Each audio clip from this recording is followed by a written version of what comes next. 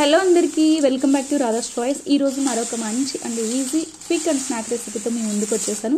ఇది చాలా సింపుల్ అండి, అండ్ పిల్లలు కూడా బాగా లైక్ చేస్తారు. ఆయిల్ కూడా చాలా తక్కువ పీల్చేస్తుంది కాబట్టి ఈవినింగ్ టీ టైంలో అయినా పిల్లలు స్కూల్ నుంచి రాగానే ఇలాంటి స్నాక్స్ ఇస్తే హ్యాపీగా తినేస్తారు అనమాట.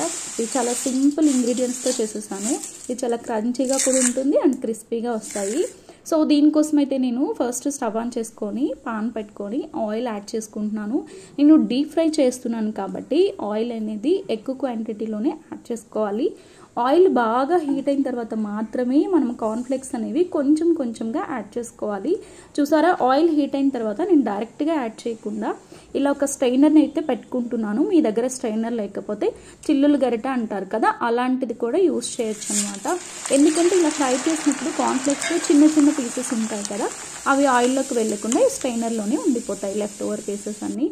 సో అందుకే నేనైతే ఈ స్ట్రైనర్ని యూస్ చేశాను.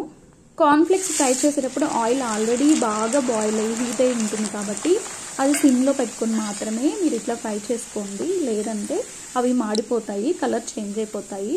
ఇలా సిమ్లో పెట్టుకోవడం వల్ల ఈవెన్గా బాగా రోస్ట్ అయిపోయి ఉంటాయి అన్నమాట. నేనైతే ఇక్కడ కొంచెం కొంచెంగా కార్న్ఫ్లేక్స్ అన్నిటిని ఫ్రై చేసుకుంటున్నాను.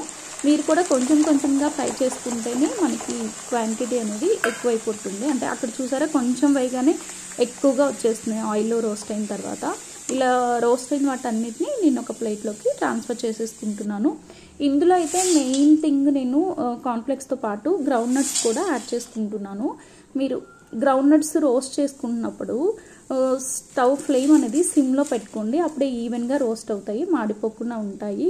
అండ్ దీంతోపాటు నేనైతే కర్రీ లీవ్స్ని కూడా యాడ్ చేసుకుంటున్నాను. కర్రీ లీఫ్ ఫ్లేవర్ అనేది చాలా బాగుంటుంది అండ్ మిక్చర్కి మంచి టేస్ట్ ఇస్తుంది అనమాట. ఇలా చిటపట అన్న తర్వాత వెంటనే తీసేసి మీరు మిక్చర్లో యాడ్ చేసేసుకోండి. కొంతమంది గార్లిక్ కూడా యాడ్ చేసుకుంటారు, కానీ పిల్లలు గార్లిక్ లైక్ చేయరు కాబట్టి నేనైతే ఇక్కడ గార్లిక్ యాడ్ చేయట్లేదు, ఇది ఆప్షనల్. చూసారా, అన్నీ ఫ్రై చేసిన తర్వాత కూడా చిన్న చిన్న పీసెస్ అనేవి ఆయిల్లోకి రాకుండా స్ట్రైనర్లోనే ఉండిపోయాయి. అందుకే మీరు కూడా ఇలా స్ట్రైనర్ని అయితే తప్పకుండా ట్రై చేయండి. ఇప్పుడైతే అందులో మిక్స్ చేసుకోవడానికి నేను కొంచెం సాల్ట్ అండ్ కొంచెం చిల్లీ పౌడర్, అంటే ప్లెయిన్ కారం అన్నమాట, అందులో మసాలా ఏమి ఉండదు. అండ్ దాంతోపాటు కొంచెం చాట్ మసాలా మీ ఇంట్లో లేకపోతే స్కిప్ చేయొచ్చు. నేను ఈ మూడింటిని ముందే ఎందుకు మిక్స్ చేసుకుంటున్నానంటే ఇవన్నీ మనం స్ప్రెడ్ చేసినప్పుడు, స్ప్రింకిల్ చేసినప్పుడు ఈవెన్గా స్ప్రెడ్ అవుతాయి, కార్న్ఫ్లేక్స్కి ఈవెన్గా పడతాయి అన్నమాట. సో అందుకే ముందే మిక్స్ చేసి పెట్టుకున్నాను. ఇప్పుడు వాటన్నిటిని కార్న్ఫ్లేక్స్ మిక్చర్లో యాడ్ చేసేసుకొని స్లోగా అన్ని కింద నుంచి పై వరకు అన్నీ మిక్స్ చేసేసుకోవాలి, అప్పుడే అది ప్రాపర్గా మిక్స్ అయిపోతుంది. చూసారా, చాలా సింపుల్ అండి.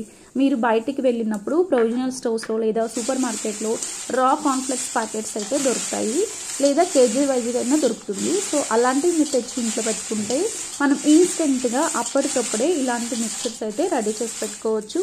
సో నా వీడియో మీకు నచ్చినట్లయితే లైక్ చేయండి, షేర్ చేయండి, కమెంట్ చేయండి. నా ఛానల్ ఫస్ట్ టైం చూస్తే తప్పకుండా సబ్స్క్రైబ్ చేయండి.